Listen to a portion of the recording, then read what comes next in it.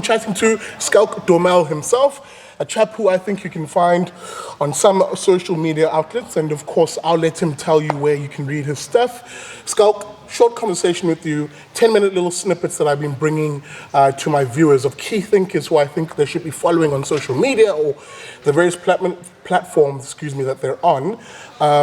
There's two broad areas I want to chat to you about, but the first is, of course, you are a bit of a guru and someone who I definitely listen to when it comes to issues of crypto, and that sort of world, which I think a lot of my viewers aren't really, well, I don't know, let me not assume things for my viewers, sorry, but I wasn't initiated on in particular. Quick chat, the power of crypto. Is this the, and I'm not going to use the words that you politicians use of fourth industrial revolution, screw that stuff. But essentially, is this the new, two steps back, what does crypto do for us? What are the applications and why is it super important for us to pay attention to it? Okay, so like on a societal level, I'd say it's like almost from the first industrial revolution. What happened was the states found some creative accounting mechanisms to actually usurp money from the private sector. Yes. The private sector, believe it or not, were the producers of money before that. And the government found a very insidious way to effectively tax people very, very unjustifiably. Yep. And crypto sort of fixes this. It actually like rolls those things back in a certain way that cannot be affected by policymakers.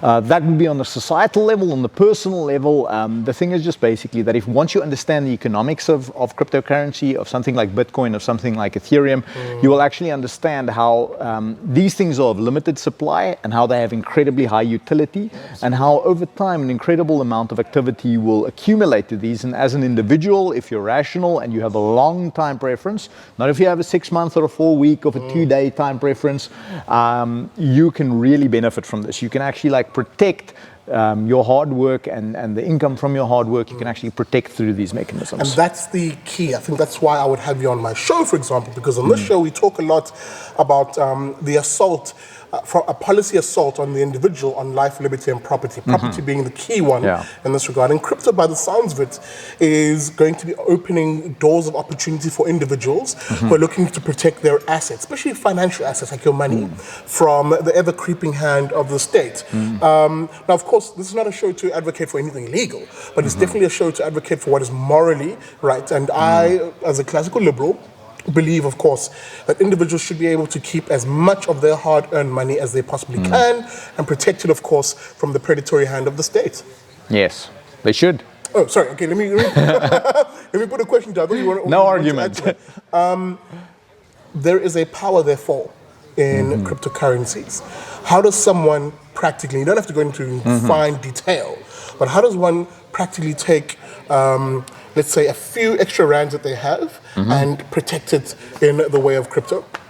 Okay, so let's say, for instance, you want to buy small amounts, right? My suggestion would be is that until you educate yourself as to the exact reasons and what you should do, there are really only two really reliable assets in this class. I'd say there are about 9,000 things listed. I'd say about 9,950 of them are slightly less valuable than horse manure. But the two ones that definitely are showing adoption and are showing utility are Bitcoin and Ethereum. There are several very reliable platforms in South Africa that you could use to actually purchase this stuff. You can go to Valor, VALR.co.za. You can go to luno.com, LOUNO.com. I'll put this information on the screen, of course. Yeah, I'll give you some additional links, basically. Yep. And essentially, like the approach that I took is oftentimes the government very much annoyed me, and they would irritate me, and they would do horrible things, like they told me how many zincs I'm allowed to have in my house, really ridiculous things like that.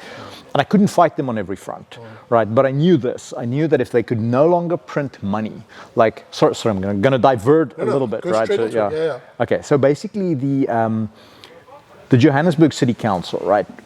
They had like decades worth of malfeasance, right? Before finally, at least the population of Johannesburg voted somebody else into power. But the thing is, effectively, regardless of how communist and how like cadre deployment the ANC might be, the thing is, if they had to subsidize deficits with money that they had to earn by actually providing the services the government is supposed to serve, just as an example, the city of Joburg would not have stayed in power for the nearly 22 years that it stayed in power. Because the thing is, they would have gone, brother, I love you, you drove me around during the struggle and you like looked after me, but really you're just an incompetent manager and I can't fund you anymore. Yeah. Right, so the major thing is that in my view, half of the malfeasance of all governments, not just our governments, half of the malfeasance of unjust wars in America, half of the malfeasance of badly run municipalities in South Africa would evaporate if they couldn't print money from nothing. This is something that, I mean, it's actually become quite mainstream. It's a little bit hard to grok at the beginning. But so what I started doing for myself is every time I got angry at the government, right, because I couldn't fight every fight, I just decided, well, what little amount of money do I have? I'm going to buy myself some Bitcoin, buy myself some Ethereum, right? And that's kind of like, that was my investment strategy. I would caution people, stay away from any sort of like a pyramid scheme, stay away from, I mean, literally, if you're not buying it from a reputable site, if you're not doing that kind of thing, just stay away from it rather than. Definitely educate yourself further. There are some interesting other products out there, but you really need to have understanding by the time you move your money to them. But in terms of sound money, in my opinion, Bitcoin, Ethereum, those are two very good things that that you could invest in. And my opinion would basically be like, throw the money you're willing to lose at it. You know, don't leverage yourself into, like into serious trouble, that kind of thing. Yeah. And of course, I will have Schalk on the podcast Liberty and Friends to discuss this topic and also the broader context around it in much more detail. These are just short snippet 10-minute videos. Schalk, of the platforms that you're willing to share, how do people find you? Okay, so I think the best is I work at a place called Octobase. We build a wallet that hopefully in the very near future will help normal people secure their funds very simply. You can follow us on Twitter at Octobase, OCTOBASE. And we are Octobase, OCTOBASE.co if you want to follow us there. I'll provide you some more links for the bottom of your video as well, where people can, reputable sites where people can purchase crypto and stuff like that. Yeah. Schalk, thanks a lot. Much appreciated. Awesome sauce. And thank you for watching.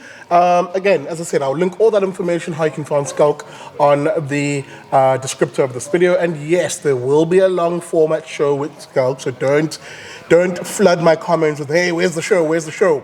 These are short snippets, and thank you for watching. I'll see you on the next one.